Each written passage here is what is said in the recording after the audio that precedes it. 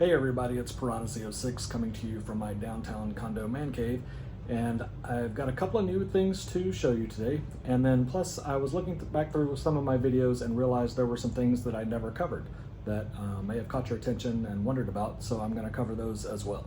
So let me show you.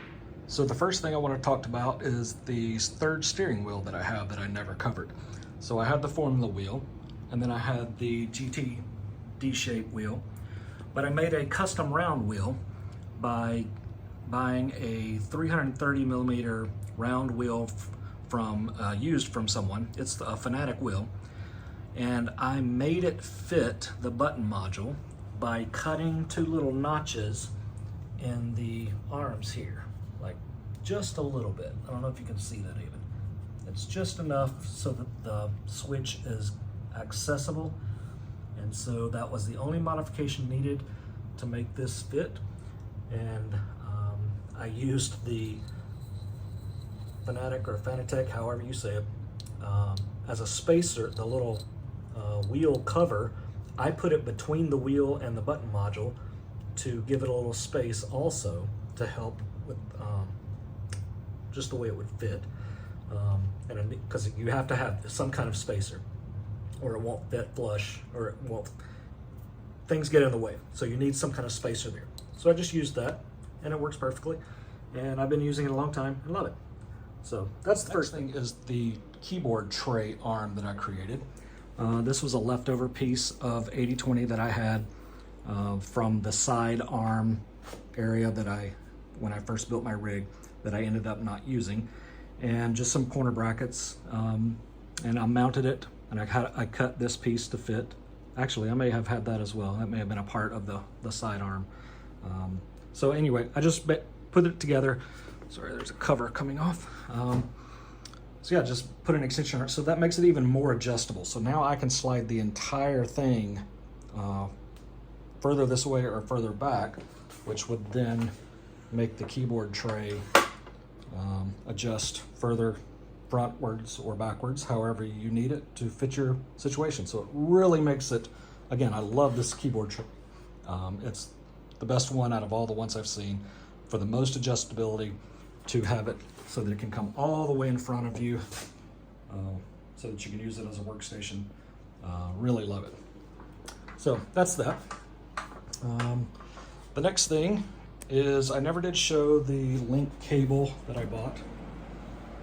Just get back here for a second. This is the Oculus Rift link cable, if I can find it in this mess of wires.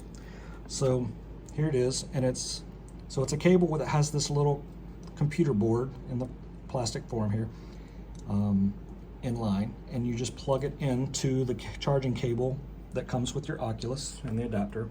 It's right there. And like I said before, it just keeps your Oculus charging while you're using it. The next thing, sorry, it's not real easy getting behind there sometimes. Next thing was, I had a spare plastic, when I had the 3D printed posts which right there, for mounting the steering wheels, the ones I replaced with aluminum ones that I bought. You can see down there, the aluminum edge sticking out. I had some leftover 3D printed ones that I had bought off online somewhere. And so I realized I had manually made a post to hold my up-front control number pad. I'll just show you the back of it in case I didn't before. I manufactured this whole back side and stuck it to the number pad. And I had manufactured a post to fit the inside of this so that I can just slide it on for storage.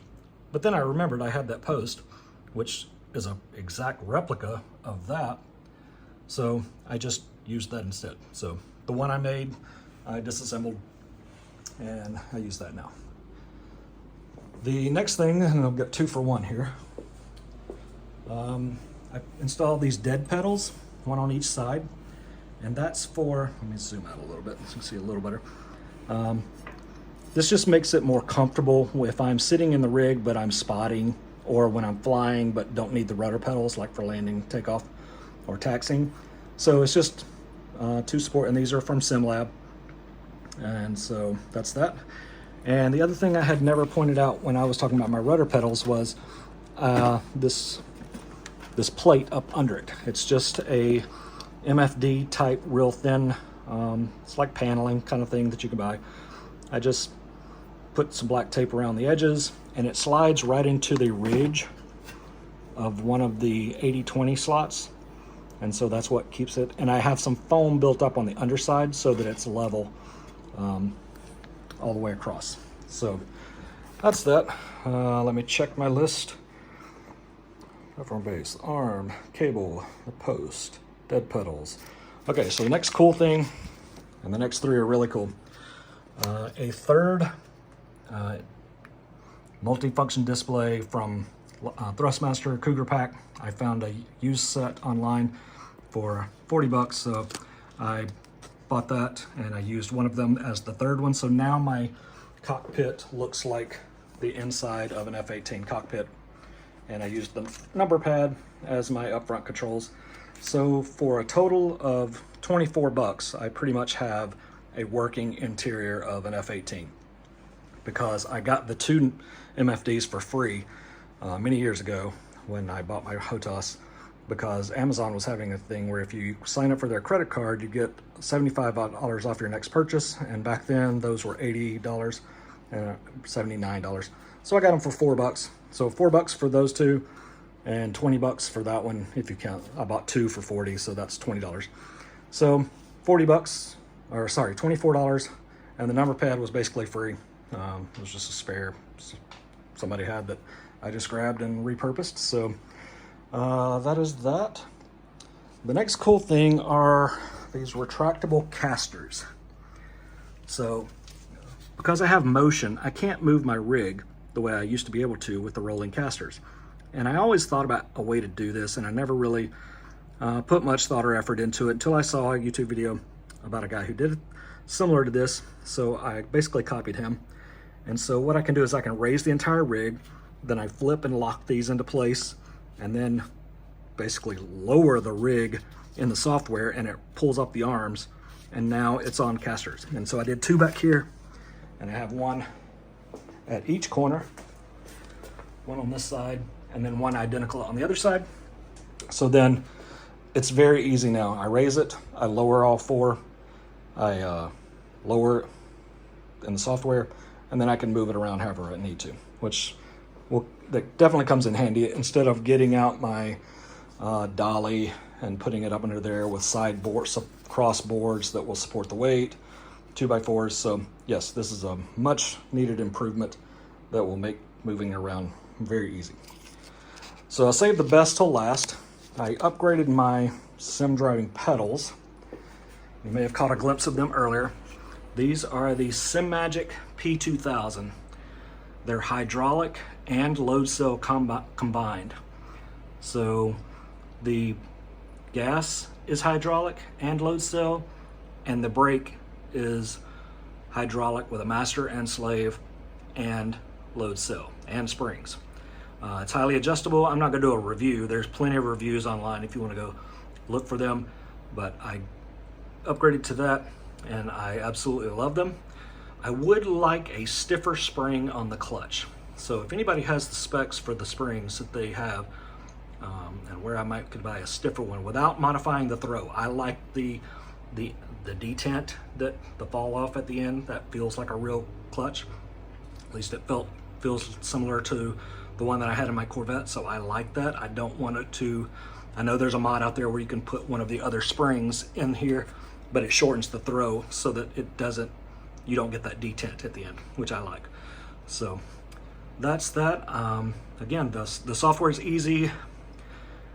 It's a Chinese company, and so I think there have been other people talk about how the instructions and some of the verbiage and things are a little lost in translation a little bit, but it's easy enough, especially if you've dealt with pedals and things before, easy enough to figure out. But the software is pretty straightforward as far as